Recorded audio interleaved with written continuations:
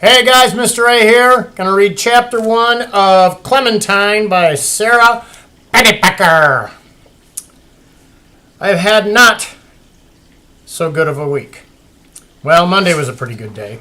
If you don't count hamburger surprise at lunch and Margaret's mother coming to get her, or the stuff that happened in the principal's office when I got sent there to explain that Margaret's hair was not my fault, and besides, she looks okay without it.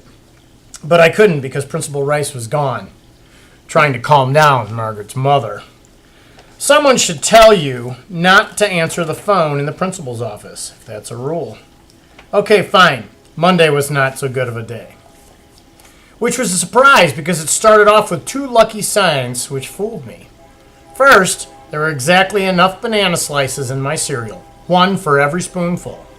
Then, as soon as I got to school, my teacher said, "The following students are excused from journal writing so they can go to the art room and work on their Welcome to the Future projects." I was one of the following students. So instead of having to think up things to write in my journal, which I hate, I got to glue and paint stuff, which I love. Margaret was in the art room too. When I sat down next to her, she threw herself across the Princess from the Future mask she was gluing sparkles onto. "Remember the rules," she warned. Margaret is in 4th grade. I'm in 3rd. She thinks that makes her the boss of me. I hate Margaret's rules. "You can't touch my stuff," she said, which she always says. "Why?" I said, which I always say. "Because it's the rule," Margaret said, which she always says. "Why?" I said. "Because you can't touch my stuff," she said. And then I pointed out the window, which wasn't exactly lying because I didn't say there was something out there. While Margaret was looking out the window, I accidentally touched her mask. Twice. Okay, fine. Then I got busy on my project so I wouldn't have to hear any Clementine pay attentions. Except I did anyway, which was unfair because each time I was the only person in the whole art room who was paying attention. Which is why I could tell everyone right in the middle of the Pledge of Allegiance that the lunchroom lady was sitting in the janitor's car and they were kissing. Again. No one else saw this disgusting scene because no one else was paying attention out the window. And after that, when it was my turn to pass around the stapler, I could tell everyone that the art teacher's scarf had an egg stain on it that looked, if you squinted, like a pelican, which nobody else had noticed. "Clementine, you need to pay attention," the art teacher said one more time. And just like that, and just like the other times, I was paying attention. I was paying attention to Margaret's empty seat. Margaret had been excused to go to the girls' room, and then she left. She had scrunched up "don't cry" eyes and pressed down "don't cry" mouth, which she had been gone, and she had been gone a really long time, even for Margaret, who washes her hands 1 finger at a time. "I need to go to the girls' room," I told my teacher, and that's where Margaret was, all right, curled up under the sink with her head in her hands. "Margaret," I gasped, "you're sitting on the floor." Margaret hitched herself over to a side a little so I could see. She placed a germ-protective layer of paper towels under her. "Still?" I said. "What's the matter?" Margaret pressed down her head harder into her knees, which were all shiny with tears. She pointed up. Lying on the sink next to a pair of "do not remove from the art room" scissors was a chunk of straight brown hair. Uh-oh. "Come out, Margaret," I said. "Let me see." Margaret shook her head. "I'm not coming out until it's grown back." "Well, I think I see a germ crawling up your dress." Margaret jumped out from under the sink. She looked at herself in the mirror and began to cry again. "I got glue in my hair," she sobbed. "I was trying to cut it out." Margaret's hair was halfway down her back, long. It was hard not to notice that the whole part over her left ear was missing.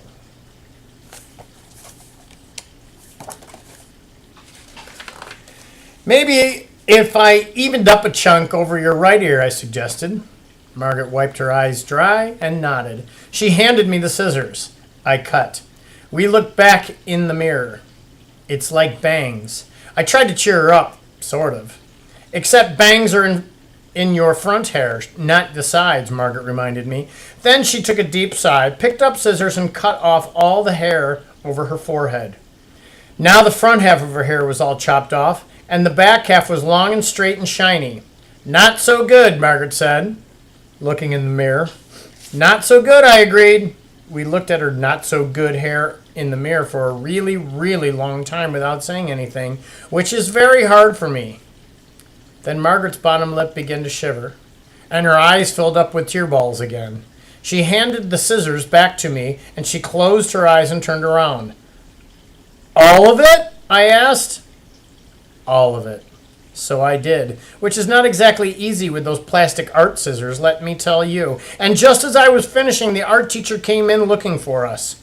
Clementine, she shouted, what are you doing? And then Margaret went all historical, and the art teacher went all historical, and nobody could think of anything to do except the regular thing, which is send me to the principal's office. While I was waiting there, I drew a picture of Margaret with her chopped off hair. I made it look beautiful, like a dandelion. There's a picture of it. If they had a special class for gifted kids in art, I would definitely be in it. But they don't, which is also unfair. Only for math and English. I'm not so good at English. Okay, fine. But this year I'm in the gifted class for math, and here is a bad surprise. So far, no gifts. I told Principal Rice about that problem when she got back from calming down Margaret's mother. So far, no gifts, I told her, extremely politely. Principal Rice rolled her eyes to the ceiling, then, like she was looking for something up there.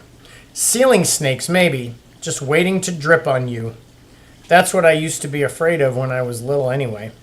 Now I'm not afraid of anything. Okay, fine. I'm afraid of pointy things. But that's all. And boomerangs. Clementine, you need to pay attention, said Principal Rice. We need to discuss Margaret's hair.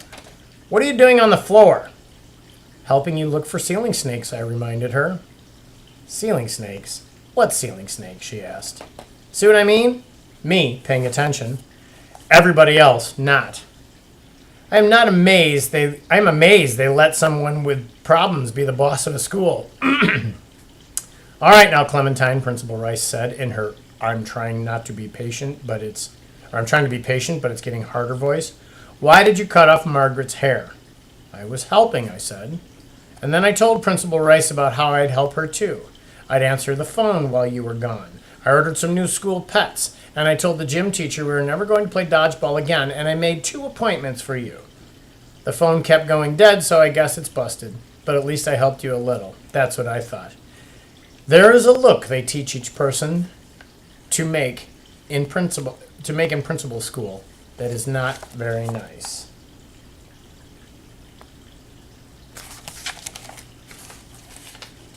That's chapter 1.